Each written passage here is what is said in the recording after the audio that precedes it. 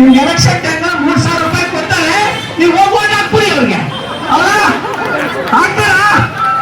ಯಾರು ಹಾಕ್ತೀರಾ ಹೇಳಿ? ಕೈ ಎತ್ತಿ. ಯಾರು ಹಾಕ್ತೀರಾ ಕೈ ಎತ್ತಿ. ಇನ್ಮೇಲಿಂದ ಯಾವ್ದು ಮಾಡಬಾರ್ದು ಆ ರೀತಿ. ನಾವು ಇದು ನಮ್ಮ ಗುಂಡಲಪೇಟೆನಲ್ಲಿ ಬರಗಾಲ ಬರದಂಗೆ ಮಾಡಬೇಕು. ನೀವೆಲ್ಲರೂ ಶ್ರೀಮಂತರಾಗಬೇಕು. ಹೌದಾ ಅಲ್ಲ? ಯಾರ ಮಾತು ನಮ್ಗೆ ಬೇಕಾಗಿಲ್ಲ. ಜನ ಮಾತೇ ಮುಖ್ಯ. ಯಾರು ಬಂದು ನಮ್ಗೆ ಉಪದೇಶ ಮಾಡ್ಬೇಕಾಗಿಲ್ಲ. ನಮ್ಮ ಮಾತೇ ನಮಗೆ ಮುಖ್ಯ.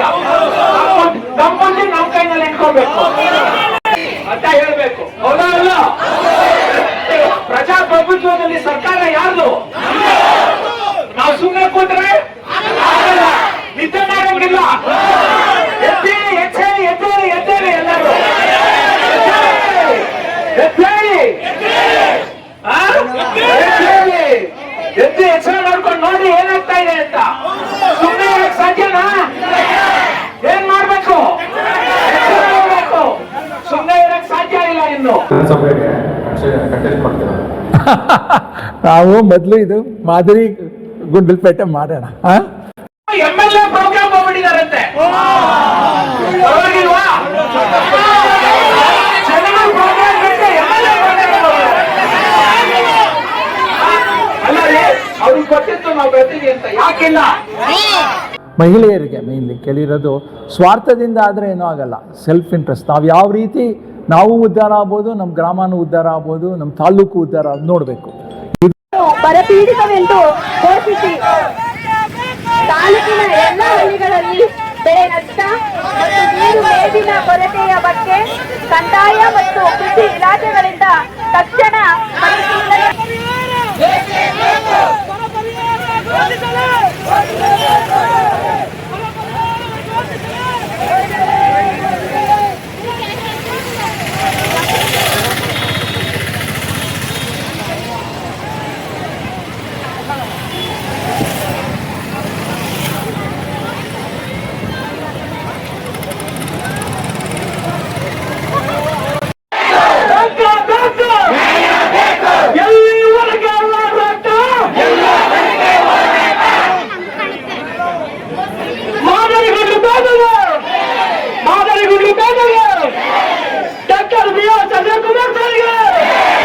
ಏನು ಮನವಿ ಕೊಡ್ತಿದ್ದೀರಿ, ಜಿಲ್ಲಾಧಿಕಾರಿಗಳ ಮೂಲಕ ಸರ್ಕಾರಕ್ಕೆ ಪ್ರಸ್ತಾವನೆ ನಾವು ಶಿಫಾರಸು ಮಾಡ್ತೀವಿ. ಆಮೇಲೆ ನಮ್ಗೆ ಉತ್ತರ ಬೇಕು. ಖಂಡಿತ ಕೊಡ್ತೀವಿ. ಆಗುತ್ತೋ ಇಲ್ಲೋ, ಈ ಬರಗಾಲದ ಪೀಡಿತ ಜಾಗ ಅಂತ ಮಾಡಕ್ ಆಗುತ್ತೋ ಇಲ್ಲೋ ಅಂತ ಉತ್ತರ ಬೇಕು. ಖಂಡಿತ ಮಾಡ್ತೀವಿ. ಎಷ್ಟು ದಿನ ತಗೊಳ್ತೀರಾ? ನಾವು ಇವತ್ತು ಏನ್ ಕೊಟ್ಟಿದ್ದೀರಿ ಇದನ್ನ ಇವತ್ತೇ ನಾವು ಸರ್ಕಾರಕ್ಕೆ ಪ್ರಸ್ತಾವನೆ, ಜಿಲ್ಲಾಧಿಕಾರಿಗಳ ಮೂಲಕ ಸರ್ಕಾರಕ್ಕೆ ಪ್ರಸ್ತಾವನೆ ಸಲ್ಲಿಸ್ತೀವಿ. ಏನು ಪ್ರಸ್ತಾವನೆಗೆ ಸಲ್ಲಿಸಿದೀವಿ ಅದೊಂದು ಕಾಪಿ ನಿಮಗೇನು ಹ್ಯಾಂಡ್ ಓವರ್ ಮಾಡಿ. ಆಮೇಲೆ ನಾವು ನಿಮ್ಗೆ ಎಷ್ಟು ದಿನ ಕೊಡೋಣ? ಟೈಮ್ ಎಷ್ಟು ದಿನ ಕೊಡ್ಬೇಕು? ಒಂದು 15 ದಿನ ಸಾಕ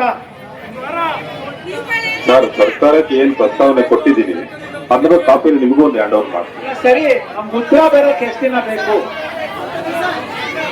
10 ದಿನ ಕೊಡ್ತೀವಿ. 10 ದಿನದಲ್ಲಿ ದಯವಿಟ್ಟು ಉತ್ತರ ಕೊಡಿ. ಓಕೆ? ಆಗುತ್ತೋ ಇಲ್ವೋ ಏನು ಅದ್ರ ಸಮಸ್ಯೆ ಅಂತ ಸಮಸ್ಯೆಗಳೆಲ್ಲ ನೋಡಿ.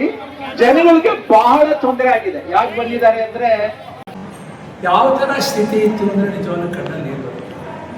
ಜನಗಳು ಏನೂ ಇಲ್ಲ, ಹಸುಗಳು ಆಕಳುಗಳು ಸಾಯ್ತಾ ಇದೆ, ನಿಂತ್ಕೊಳ್ಳೋಕ್ಕಾಗ್ತಾ ಇಲ್ಲ, ನೀರಿಲ್ಲ. ನೀರು ವಾರಕ್ಕೆ ಒಂದ್ಸತಿ ಬರುತ್ತೆ. ಆಮೇಲೆ ಇದು ಚಂಡಿ ಮೋರಿ ಎಲ್ಲ ವಾಸನೆ ಬರ್ತಾ ಇದೆ. ಯಾರು ಏನು ಬರೀಲ್ಲ. ಇನ್ನು ಜನಕ್ಕೆ ಏನು ಅಂದರೆ ಆಹಾರಕ್ಕೆ ತೊಂದರೆ ಆಗಿದೆ. ಈ ಥರ ಬರಗಾಲ ಬಂದಿರೋದ್ರಿಂದ ಇದು ಖಂಡಿತವಾಗಿ ನಾವು ಸರ್ಕಾರಕ್ಕೆ ಕೇಳ್ಕೊಳ್ಳೋದು ಏನು ಅಂದರೆ, ಬರಗಾಲ ಪೀಡಿತ ಪ್ರದೇಶವನ್ನು ಮಾಡಿ ಅಂತ ಇದನ್ನು ಅನೌನ್ಸ್ ಮಾಡಬೇಕು. ಡ್ರಾಪ್ ರಿಲೀಫ್ ಏರಿಯಾ ಅಂತ ಮಾಡಬೇಕು ಅಂತ ಕೇಳ್ತಾ ಇದ್ದೀವಿ. ಇದಕ್ಕೋಸ್ಕರ ಇವತ್ತು ತುಂಬ ಜನ ಬಂದಿದ್ದಾರೆ. 1000 ಮೇಲೆ ಜನ ಇರ್ತಾರೆ ಇವತ್ತು.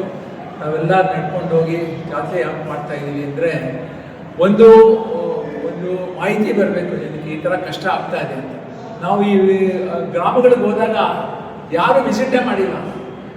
ಜನ ಎಷ್ಟು ನೋಡ್ಕೊಂಡಿದ್ದಾರೆ ಅಂತ ಹೇಳೋಕ್ಕಾಗಲ್ಲ. ಆಮೇಲೆ ಅವ್ರಿಗೆ ಊಟನೂ ಅರ್ಧಕ್ಕರ್ಧ ಸಿಗ್ತಾ ಇದೆಯೋ ನಾವು. ಕೆಲವ್ರಿಗೆಲ್ಲ ಬೇರೆಲ್ಲ ರೆಡ್ ಆಗಿದೆ. ನಾನು ಡಾಕ್ಟ್ರಾಗಿ ಹೇಳ್ತೀನಿ, ಮಾಲ್ನ್ಯೂಟ್ರಿಷನ್. ಈ ಥರ ಸ್ಥಿತಿ ಖಂಡಿತವಾಗ್ಲೂ 2026 ಇದೆ ಅಂತ ನೋಡಿದ್ರೆ ಭಾಳ ದುಃಖ ಆಗುತ್ತೆ.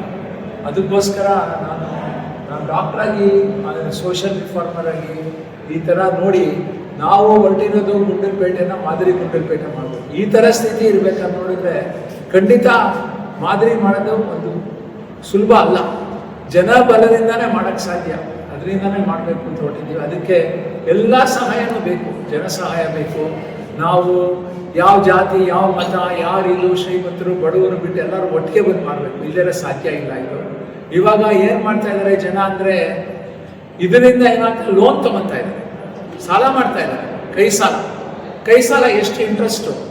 5% ತಿಂಗಳಿಗೆ, 5, 4, 6, 7 ಈ ಥರ ಲಕ್ಷಾಂತರ ರೂಪಾಯಿ ಮಕ್ಕಳಿಗೆ ಸ್ಕೂಲಿಗೆ ಕಳಿಸ್ತಾರೆ, ಫೀಸ್ ಇರಲ್ಲ.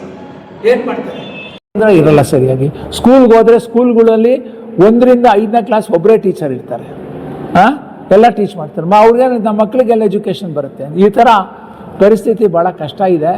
ಇದನ್ನು ಖಂಡಿತವಾಗಿ ನಾವು ಸರಿ ಮಾಡಬೇಕು ಅಂದರೆ ಜನಗಳು ಒಟ್ಟಿಗೆ ಬರಬೇಕು.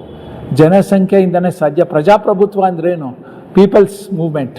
ಪ್ರಜೆಗಳೆಲ್ಲ ಒಟ್ಟಿಗೆ ಬಂದರೆ ಆಗುತ್ತೆ. ಇದಕ್ಕೆ ರೈತರು, ಮಹಿಳೆಯರ ಸಂಘ ಎಲ್ಲ ಒಟ್ಟಿಗೆ ಬಂದು ನಾವು ಇದನ್ನು ಚರ್ಚಿಸಬೇಕು, ಸರ್ಕಾರಕ್ಕೆ ಕೇಳ್ಕೊಬೇಕು ಮಾಡಿ ಅಂತ. ನಾವು ಮಾಡ್ತಾರೋ ಇಲ್ವೋ ನೋಡೋಣ, ನಾವು ಕೇಳಿಕೆ ಕೊಡೋಣ, ಇವತ್ತು ಕೊಟ್ಬಿಟ್ಟು ಆಮೇಲೆ ನೋಡೋಣ. ಇದು ಬರಗಾಲದ ಪೀಡಿತ ಪ್ರದೇಶ ಅಂತ ಅನೌನ್ಸ್ ಮಾಡಿ ಅಂತ ಕೇಳ್ತಾ ಇದ್ದೀವಿ. ನೋಡೋಣ ಏನಾಗುತ್ತೆ. ಓಕೆ, ತಮ್ಮ ಸಹಾಯ ಎಲ್ಲ ಬೇಕು ಇದಕ್ಕೆ. ಆಲ್ರೈಟ್,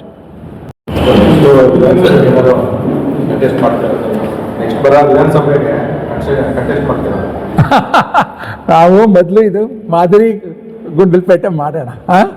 ಅವೆಲ್ಲ ನಾವು ಯೋಚನೆ ಮಾಡಿಲ್ಲ. ಮಾದರಿ ನನಗೇನು, ನಾನು ಸುಮಾರು 20 ವರ್ಷದಿಂದ ಇಲ್ಲಿ ಕೆಲಸ ಮಾಡ್ತಾಯಿದ್ದೀನಿ, ಬೇಗೂರು ಎಲ್ಲ. ಓಕೆ, ಅದು ಮಾಡಿ ಏನೋ ಮಾಡಬೇಕು ಅಂತ ಮಾಡಿರೋದು ಅಷ್ಟೇ ಹೊರತು ಇನ್ನೇನಲ್ಲ. ಆದರೆ ಒಳ್ಳೆ ಕಾರ್ಯಕ್ಕೆ ಒಳ್ಳೆ ಜನ ಬೇಕು ನಮಗೆ. ಇಟ್ ಈಸ್ ಹೈ ಟೈಮ್ ಒಳ್ಳೆ ಜನ ಸೇರಿಕೊಂಡು ಇಂಪ್ರೂವ್ ಮಾಡಬೇಕು. ಇದೊಂದು ಎಕ್ಸಾಂಪಲ್, ಮಾದರಿ ಅಂದರೆ ಒಂದು ಉದಾಹರಣೆ ಮಾಡಲೇಬೇಕು ಅಂತ ನನ್ನ ಆಸೆ. ನೋಡೋಣ ಏನಾಗುತ್ತೆ ಅಂತ. ಓಕೆ, ನಮ್ಮ ಸಂಸ್ಥೆ ಇವಾಗ ಏನು ಅಂದರೆ ISDUA ಭಾಳ ದಿನದಿಂದ ಕೆಲಸ ಮಾಡಿದೆ. ಮೈಕ್ರೋ ಕ್ರೆಡಿಟ್ ಸ್ವಸಹಾಯ ಸಂಘಗಳು ಮಾಡಿದ್ದೀವಿ. ಅದರಿಂದ ಜನಕ್ಕೆ ಯಾವ ರೀತಿ ನಾವು ಕಡಿಮೆ ಇದರಲ್ಲಿ ಲೋನ್ ಕೊಟ್ಟು ಅವ್ರಿಗೂ ಬರುತ್ತೆ ಲೋನ್. ಸ್ವಸಹಾಯ ಸಂಘ ಅಂದ್ರೇನು, ಅವ್ರ ದುಡ್ಡು ಹಾಕಿದ್ರೆ ಅವ್ರಿಗೂ ಇಂಟ್ರೆಸ್ಟ್ ಬರುತ್ತೆ. ಆ ಥರ ಮಾಡಿ ಎಷ್ಟೋ ನಾವು ಕಸುಬುಗಳು ಮಾಡಿದ್ದೀವಿ. ಇವಾಗ ಟೈಲರಿಂಗ್ ಪ್ಲ್ಯಾಂಟು, ಮೇ ಬಿ ಮಧು ನೀವು ಹೇಳ್ಬೋದು, ಏನೇನು ಮಾಡ್ತಾ, ಸ್ಕಿಲ್ ಟ್ರೈನಿಂಗ್ ಎಲ್ಲ ಮಾಡ್ತಾ ಇದ್ದೀವಿ, ಹೇಳಿದ್ದೀವಿ. ಅನ್ಎಂಪ್ಲಾಯ್ಡ್ ಯೂತ್ಸ್ನ ನಾವು ಫೋಕಸ್ ಮಾಡಿ ವರ್ಕ್ ಮಾಡ್ತಿದ್ದೀವಿ. ಯಾರೆಲ್ಲ ಅಂಡರ್ ಪ್ರಿವಿಲೇಜ್ ಮಕ್ಕಳಿದ್ದಾರೆ, ಅನ್ಎಂಪ್ಲಾಯ್ಡ್ ಇದ್ದಾರೆ, ಅವರಿಗೆ ನಾವು ಸ್ಕಿಲ್ ಟ್ರೈನಿಂಗ್ ಪ್ರೋಗ್ರಾಮ್ನ ಮಾಡಿ ಅದ್ರ ಮುಖಾಂತರ ಅವರಿಗೆ ಉದ್ಯೋಗ ಕೊಡುವಂಥ ಕಾರ್ಯಕ್ರಮನ ಮಾಡ್ತಿದ್ದೀವಿ. ನಮ್ಮಲ್ಲಿ ಇವಾಗ 2000ಕ್ಕಿಂತ ಹೆಚ್ಚು ಮಹಿಳೆಯರಿಗೆ ಹೊಲಿಗೆ ತರಬೇತಿ ಮಾಡಿದ್ದೀವಿ. ನಾವೇ ಅವರಿಗೆ ಒಂದು ಉದ್ಯೋಗ ಕೊಡಬೇಕು ಅನ್ನೋ ಉದ್ದೇಶದಿಂದ ಒಂದು ಸ್ಮಾಲ್ ಸ್ಟಿಚಿಂಗ್ ಯೂನಿಟ್ನ ಶುರು ಮಾಡಿದ್ದೀವಿ. ಅದರಲ್ಲಿ ಒಂದು 15 ಜನಕ್ಕೆ ಉದ್ಯೋಗ ಕೊಟ್ಟಿದ್ದೀವಿ. ಅವರೆಲ್ಲರೂ ಹಾಸ್ಪಿಟಲ್ಗೆ ಬೇಕಾಗಿರೋಂಥ ಯೂನಿಫಾರ್ಮ್ಸ್ಗಳು, ಶಾಲೆಗೆ ಬೇಕಾಗಿರೋ ಯೂನಿಫಾರ್ಮ್ಸ್ಗಳನ್ನ ಅವರೆಲ್ಲರೂ ಸೆಲ್ಫ್ ಸಸ್ಟೈನ್ ಆಗಿದ್ದಾರೆ. ಈಗ ತಿಂಗಳಿಗೆ ಅವ್ರಿಗೆ 10ರಿಂದ 12,000 ರೂಪಾಯಿ ಸಂಬಳ ಬರುತ್ತೆ. ಅವರು ಬೇರೆ ಬೇರೆ ಪ್ರೈವೇಟ್ ಸ್ಕೂಲ್ಗಳಿಗೆ ಬೇಕಾಗಿರೋಂಥ ಅವಶ್ಯಕತೆ ಇರೋ ಯೂನಿಫಾರ್ಮ್ಗಳನ್ನ ಸ್ಟಿಚ್ ಮಾಡಿಕೊಡ್ತಾರೆ. ಈ ರೀತಿ ಅವ್ರನ್ನ ಸ್ವಾವಲಂಬಿಗಳು ಮಾಡಬೇಕು ಅನ್ನೋ ಉದ್ದೇಶದಿಂದ ಕೌಶಲ್ಯಾಭಿವೃದ್ಧಿ ಕಾರ್ಯಕ್ರಮನ ಮಾಡ್ತಿದ್ದೀವಿ. ಮತ್ತು ಒಂದು ಹಳ್ಳಿ ಬೆಟ್ಟೆಗಳನ್ನ ಉಂಡಿನ ನಾವು ಮಾದರಿ ಗ್ರಾಮ ಮಾಡಬೇಕು ಅನ್ನೋ ಉದ್ದೇಶದಿಂದ ಅದನ್ನು ಅಡಾಪ್ಟ್ ಮಾಡ್ಕೊಂಡಿದ್ದೀವಿ. ಅದರಲ್ಲಿ ಹಲವಾರು ಕಾರ್ಯಕ್ರಮಗಳನ್ನ ಮಾಡಿದ್ದೀವಿ. ಅದರಲ್ಲಿ ಈಗ ಸೋಲಾರ್ ಲೈಟ್ಗಳನ್ನು ಹಾಕ್ಕೊಟ್ಟಿದ್ದೀವಿ ಹಳ್ಳಿಗಳಿಗೆ. ವೈಯಕ್ತಿಕ ಶೌಚಾಲಯಗಳನ್ನು ನಿರ್ಮಾಣ ಮಾಡ್ಕೊಡ್ತಾ ಇದ್ದೀವಿ. ಈಗ ಸದ್ಯದಲ್ಲಿ ಬರದ್ ಬೀಳ್ತಾ ಇರೋದ್ರಿಂದ ಅವ್ರಿಗೊಂದು 335 ಟನ್ನಷ್ಟು ನಾವು ಮೇವುಗಳನ್ನ ಕೊಟ್ಟಿದ್ದೀವಿ ಅವ್ರಿಗೆ. ಈ ರೀತಿ ಕಾರ್ಯಕ್ರಮಗಳು ನಿರಂತರವಾಗಿ ಮಾಡ್ತಾ ಒಟ್ಟಾರೆ ಉದ್ದೇಶ ಏನಪ್ಪ ಅಂದರೆ ಜನರು ಆರ್ಥಿಕವಾಗಿ ಸ್ವಾವಲಂಬಿಯಾಗಿ ಮತ್ತು ಸಾಮಾಜಿಕವಾಗೂ ಅವ್ರಿಗೆ ಯೋಚನೆ ಮಾಡಬೇಕು. ಆಮೇಲೆ ಕೆಲವು ಲೋನಲ್ಲಿ ಭಾಳ ಜನ ತೊಗೊಂಡಿದ್ರಲ್ಲ ಲೋನ್ 55% ಅದನ್ನೆಲ್ಲ ನಾವು ತೀರಿಸಿ ಅವ್ರಿಗೆ ಕೆಲವ್ರಿಗೆ ಒಂದು ಪ್ರಯೋಗದ ಪ್ರಕಾರ ಬಡ್ಡಿ ಇಲ್ಲದೇ ಕೊಟ್ಟಿದ್ದೀವಿ. ಕೊಟ್ಬಿಟ್ಟು ನಾವು ನೋಡ್ತಾ ಆ ಬಡ್ಡಿಯಿಂದ ಅವ್ರು ಕೊಡ್ತಾರಲ್ಲ ವಾಪಸ್ಸು ಪ್ರಿನ್ಸಿಪಲ್ಲು, ಅದನ್ನು ಬೇರೆಯವ್ರಿಗೆ ಕೊಡಬೇಕು ಅಂತ. ಇಲ್ಲಿ ಸ್ವಾರ್ಥ ಇರಬಾರ್ದು ಅಂತ ಕೇಳ್ಕೊಂಡಿದ್ದೀವಿ. ನಮ್ಮ ಮಹಿಳೆಯರಿಗೆ ಮೇಯ್ನ್ಲಿ ಕೇಳಿರೋದು, ಸ್ವಾರ್ಥದಿಂದ ಆದರೆ ಏನೂ ಆಗಲ್ಲ, ಸೆಲ್ಫ್ ಇಂಟ್ರೆಸ್ಟ್. ನಾವು ಯಾವ ರೀತಿ ನಾವು ಉದ್ಧಾರ ಆಗ್ಬೋದು, ನಮ್ಮ ಗ್ರಾಮನೂ ಉದ್ಧಾರ ಆಗ್ಬೋದು. ಇದೇ ಗೊತ್ತು ನನಗೆ, ಜನಗಳಿಗೆ ಸ್ವಾರ್ಥ ಇರುತ್ತೆ, ನಾನು ಮುಂದೆ ಬರಬೇಕು, ಬೇರೆಯವ್ರು ನೋಡಲ್ಲ, ಅಸೂಯೆ ಇರುತ್ತೆ. ಇದನ್ನೆಲ್ಲ ತಪ್ಪಿಸಿ ಯಾವ ರೀತಿ ನಾವು ಒಳ್ಳೆತನದಿಂದ ಮುಂದೆ ಬರ್ಬೋದು, ನಮ್ಮ ಉದ್ದೇಶ ಏನು, ಒಳ್ಳೆತನದಿಂದ ಯಾವ ರೀತಿ ಮುಂದೆ ಬರ್ಬೋದು, ಯಾವ ಥರನೂ ರಾಜಕೀಯ ಇಲ್ಲದೆ ಯಾವ ಥರ ಮುಂದೆ ಬರ್ಬೋದು, ಅದೇ ಮುಖ್ಯ ಅನಿಸುತ್ತೆ. ಓಕೆ, ನಾನು ಇಲ್ಲಿ ಸುಮಾರು ಅಮೆರಿಕಾದಲ್ಲಿದ್ದಾಗ ಶಿಬಿರ ಮಾಡ್ತಾ ಇದ್ದೆ. ನಾನು ವರ್ಲ್ಡ್ ಬ್ಯಾಂಕ್ ಜೊತೆ ಶಿಬಿರ ಮಾಡಿದಾಗ ಜನಗಳಿಗೆಲ್ಲ ಇಂಟರ್ವ್ಯೂ ಮಾಡ್ತಾ ಇದ್ದೆ. ಯಾಕೆಂದರೆ ಕ್ಯಾನ್ಸರ್ ಸರ್ವಿಕ್ಸ್, ನಾನು ಆಂಕಾಲಜಿಸ್ಟ್, ಭಾರತ್ ಹಾಸ್ಪಿಟಲ್ ನಮ್ಮದೇ.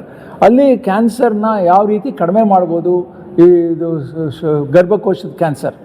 ಆವಾಗ ಮಹಿಳೆಯರು ಹೇಳಿದ್ರು, ನನಗೇನು ಇದು ಬಂದು ಪ್ಯಾಪ್ಸ್ಮಿಯರ್ ಮಾಡ್ತೀನಿ ಅಂತಾರೆ, ನಾನು 18 ಗಂಟೆ ವರ್ಕ್ ಮಾಡ್ತೀನಿ, ನನಗೆ ಮಿಕ್ಕಿದ ಊಟ ತಿಂತೀವಿ, ಇವೆಲ್ಲ ನಾನು ಹೊಟ್ಟೆ ನೋವು ಬ್ಲೀಡಿಂಗ್ ಬಂದಾಗ ಮಾತ್ರ ಡಾಕ್ಟರ್ ಹತ್ರ ಹೋಗ್ತೀನಿ ಅಂತ. ಆವಾಗ ನಾನು ನೋಡೋಕ್ಕೆ ಶುರು ಮಾಡಿದೆ, ಅವ್ರಿಗೆ ಅನಿಮಿಯಾ ಇತ್ತು ಎಲ್ಲರಿಗೂ, ಹಿಮೋಗ್ಲೋಬಿನ್ ಬಿಲೋ 9. ಆವಾಗ ಅನ್ನಿಸ್ತು ಆರ್ಥಿಕ ಸ್ಥಿತಿ ಇಂಪ್ರೂವ್ ಮಾಡಿದೊರ್ತು ಆಗಲ್ಲ ಅಂತ ಒಂದು ಟ್ರಯಲ್ ತೊಗೊಂಡು ನಾವು ಮೈಕ್ರೋ ಕ್ರೆಡಿಟ್ ಶುರು ಮಾಡಿದೆ. ಅದಕ್ಕೋಸ್ಕರ ಸ್ವಸಹಾಯ ಸಂಘಗಳು ಶುರು ಮಾಡಿ ಅದರಿಂದ ಏನೇನೋ ಕಲಿತು ಎಲ್ಲ ಇಂಪ್ರೂವ್ ಆಗ್ತಾ ಇದೆ ಅಂದ್ಕೊಂಡೆ. ಆದರೆ ಇವಾಗ ನೋಡಿದರೆ ಆಗಿದೆ ಇಂಪ್ರೂವ್. ಒಂದೊಂದು ನಮ್ಮ ಮಹಿಳೆಯರಿಗೆಲ್ಲ ಇರೋರಿಗೆಲ್ಲ 20 ಸಾವಿರ ಮಾಡ್ತಾರೆ, ಬೇರೆಯವ್ರಿಗಾಗಿಲ್ಲ. ಅದಕ್ಕೆ ಗುಂಡಲಪೇಟೆಯನ್ನು ನನಗೆ ಗೊತ್ತಿರೋದು 20 ವರ್ಷನೇ ಮಾಡ್ತಾರೆ. ಅದಕ್ಕೋಸ್ಕರ ತೊಗೊಂಡು ಲೇಟೆಸ್ಟ್ ಟ್ರೈ ದಿಸ್. ಜನಸಹಾಯ ಭಾಳ ಇದೆ ಇಲ್ಲಿ, ಅವರೆಲ್ಲ ನಮಗೆ ಗೊತ್ತು. ಜನಸಹಾಯ ಇಲ್ಲದೆ ಏನೂ ಆಗೋದಿಲ್ಲ, ಅದಕ್ಕೋಸ್ಕರ ಇದನ್ನು ಟ್ರೈ ಮಾಡ್ತಾರೆ. ಓಕೆ, ಒಟ್ಟಿನಲ್ಲಿ ಗುಂಡ್ಲುಪೇಟೆಯಲ್ಲಿ ಮತ್ತಷ್ಟು ಸೋಷಿಯಲ್ ಸರ್ವಿಸ್ಗೆ ಮುಂದಾಗ್ತಾ ಇದ್ದಾರೆ. ಈಗ ಪ್ರಸ್ತುತ ಎಲ್ಲ 156 ಹಳ್ಳಿಗಳಲ್ಲೂ ನಾವು ಕಾರ್ಯನಿರ್ವಹಿಸ್ತಾ ಇದ್ದೀವಿ. ನಮ್ಮ ಸಂಸ್ಥೆ ಎಲ್ಲ ಕಾರ್ಯಕ್ರಮಗಳು ಎಲ್ಲ ಹಳ್ಳಿಗಳಿಗೂ ತಲುಪಬೇಕು, ಎಲ್ಲರೂ ಸ್ವಾವಲಂಬಿಗಳಾಗಬೇಕು ಅನ್ನೋ ಉದ್ದೇಶದಿಂದ ಸರ್ ಅವರ ವಿಷನ್ ಥರನೇ ನಾವು ವರ್ಕ್ ಮಾಡ್ತಾ ಬಂದಿದ್ದೀವಿ. ಒಬ್ಬರೇ ಮಾಡ್ತಾರೆ ಬೆನ್ನಿಂದ ಡೋನರ್ಸ್ಗಳಿದ್ದಾರೆ? ಯಾರೂ ಡೋನರ್ಸ್ ಇಲ್ಲ. ನಾವನ್ನೆಲ್ಲ ಎಂಟೈರ್ HCG ಕಟ್ಟಿದ್ದೆ ಡೋನರ್ಸ್ ಇಲ್ಲದೆ, ಭಾರತ್ ಹಾಸ್ಪಿಟಲ್ ಡೋನರ್ ಇಲ್ಲದೆ. ನಾನು ಯಾವತ್ತೂ ಡೋನರ್ಸ್ಗೆಲ್ಲ ಹೋಗಲ್ಲ. ನಮ್ಮದು ಸಂಸ್ಥೆ ನಾವೇ ನಡೆಸ್ಕೊಳ್ಳೋದು ಹೋಗೋದು.